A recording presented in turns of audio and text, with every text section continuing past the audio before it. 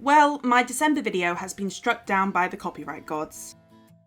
But I got a new microphone and I want to see if it's actually an improvement, so here we are with a shorter video than usual, summing up the rest of Marvel's Phase 4 after my video on its apparent downfall. Since then, we've had She-Hulk, a 9-episode television comedy series on Disney+, starring Tatiana Maslany as Jennifer Walters, Bruce Banner's cousin. She accidentally gets infected with his blood and becomes her own version of the Hulk. Werewolf by Night, a one-off Halloween special lasting around 50 minutes, starring Gail Garcia Bernal as Jack Russell, one of many monster hunters gathering in competition for a mysterious ancient relic. Black Panther, Wakanda Forever, the highly anticipated sequel to 2018's Black Panther film, following up on the royal family in deep grief over the passing of their titular hero. Shuri now takes centre stage, and is forced to step up and confront Wakanda's newest enemy, Namor, who is determined to destroy Wakanda if they do not ally with him to destroy the world. And most recently, the Guardians of the Galaxy Holiday Special, another one-off on Disney+. This special follows Mantis and Drax trying to bring Peter some earthly Christmas cheer by attempting to kidnap his beloved celebrity hero, Kevin Bacon. So, what did I think? And we'll try to keep this brief. Also, this time I won't be going into spoilers, just a general overview on each release. She-Hulk, Attorney at Law. Jennifer Walters has to juggle her new Hulk self and her life as a single lawyer in this new MCU TV series.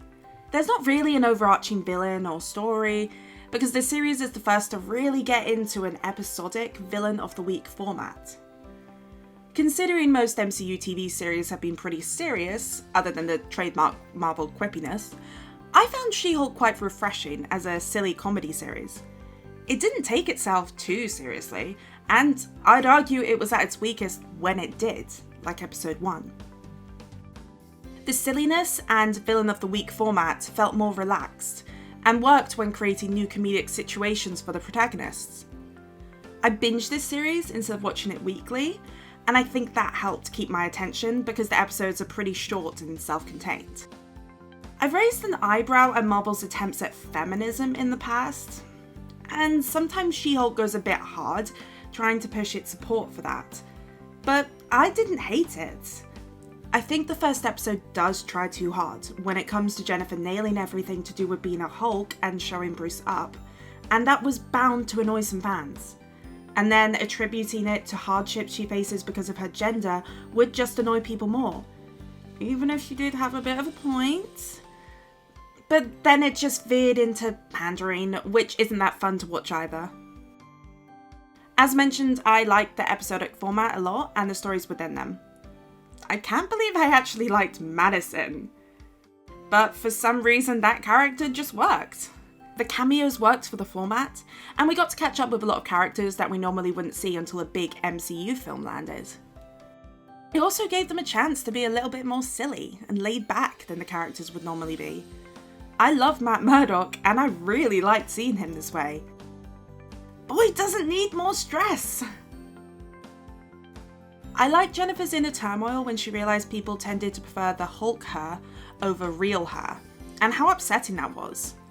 The series also took a turn from the usual MCU shows by being about a 30-something woman trying to balance her career while also trying to date, and I think they blended the superhero elements well here by introducing that inner struggle that kept her Hulk side very relevant, as well as incorporating it into her legal work. I think a lot of people didn't know what to expect, and the show was meant to be less serious than normal MCU fare, and took a lot of chances in terms of how ridiculous and on the nose it could get. I'm not surprised the finale was so controversial. I liked it, by the way. Oh, and I should mention that I was pretty unimpressed by the CGI in the series. It was barely a step up from the much criticised trailers at times, and that was a big disappointment. My rating? 6.5 out of 10. Werewolf by Night. A group of monster hunters gather at the Bloodstone Temple following the death of their leader. The attendees then enter a mysterious and deadly competition for a powerful relic. I didn't know much about this one-off TV special before watching it, and I was very pleasantly surprised. I put it on in the background as I worked on other things, but quickly realised this was something that deserved, and therefore received, my full attention. The stylistic choices are just gorgeous. The special went for a film noir look and feel, and it was just brilliant. There were even cigarette burns, which were used in older films as a signal to the projectionist to change the reels. The best part was definitely during the big werewolf transformation, where shadows and lighting were used to illustrate the transformation, while the camera focused on Laura Donnelly's terrified reactions. I think the only issues come from the fact it was less than an hour long in total, so the characters couldn't really get well developed and the story had to move along quite quickly. As Marvel's first actual foray into horror, it was really well done. A great story with great characters. It was something different that ended up not feeling like just another Marvel property. In fact, I think this is something people who aren't really fans of Marvel could still enjoy. I liked that it actually had no ties back into the MCU. It was truly a one-off that wasn't trying to spin off from something else or tie itself back in for more installments. I don't mind if the characters and setting do return in the future, but I really enjoyed the actual standalone nature of this special and the creative route it took. My rating? 8 out of 10. Black Panther: Wakanda Forever.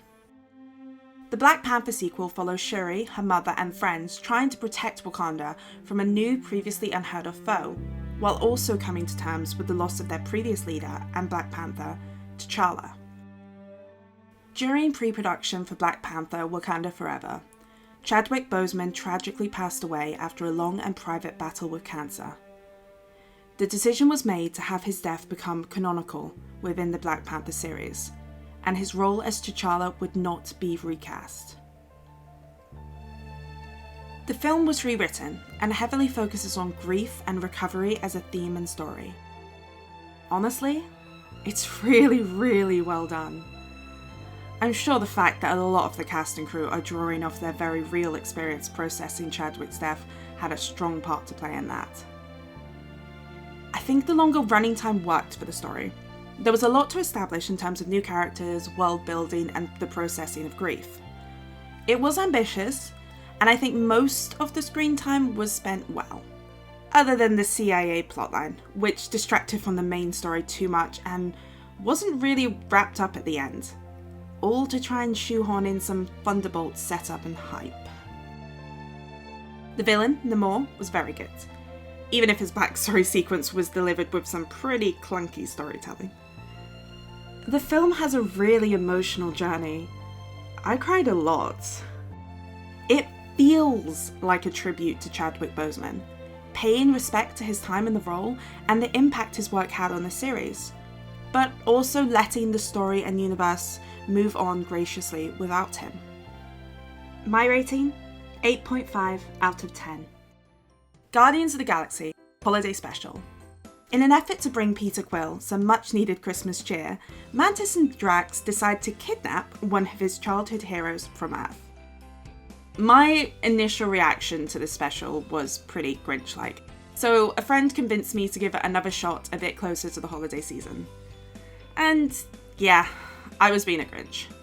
This is best viewed with a sense of the holiday spirit because it's pretty goofy and rather heavy-handed with the feel-good messages.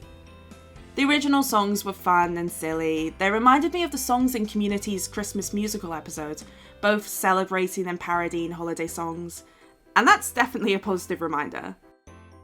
The special didn't take itself too seriously and acted as a day in the life of the Guardians, albeit during the holiday season, so it keeps its stakes small and simple, which works. The plot wasn't anything too inspired or original, but it fit the playful tone of the special, so I can forgive that.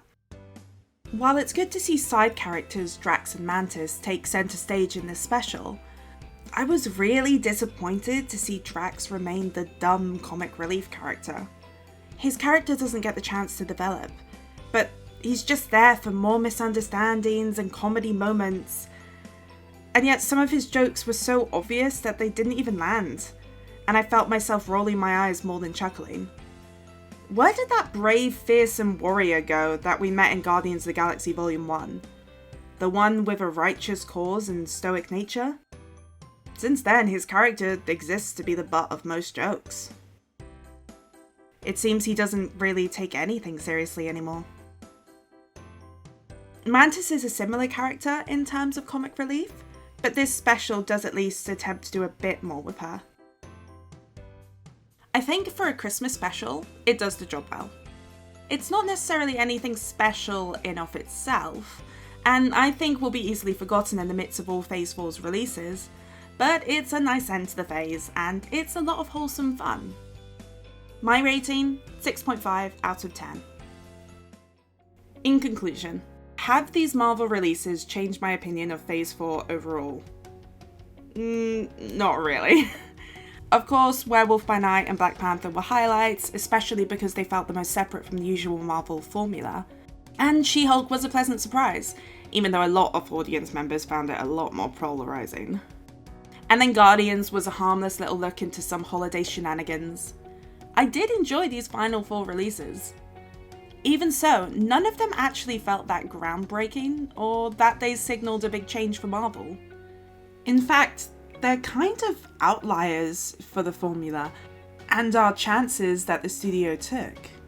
The majority of Phase 4 wasn't that great, and a few good releases at the end doesn't alter my outlook on the entire roster of Phase 4 films. Phase 4 still remains incredibly meh. However, after all these complaints, it's possible Marvel is finally starting to take some notice, and have another look at its quantity over quality model.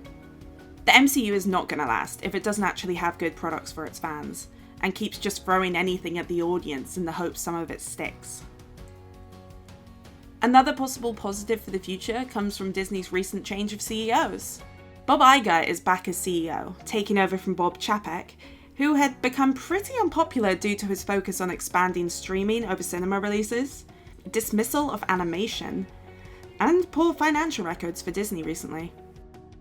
Iger, meanwhile, is known as a talent-friendly boss, and is popular with staff, as well as being in charge during Marvel's most successful period. So it looks like taking the emphasis off streaming and increasing content will hopefully mean a better focus on quality overall. While Kevin Feige is the president of Marvel, he probably still needs a good CEO to lead him and give him the freedom or restraints to look after Marvel. Anyway, I will say the more positively received end to Phase 4 has somewhat reignited my hope for Phase 5, as well as the news Marvel is reviewing its future products to be better. So, I'll be watching Phase 5. Will you?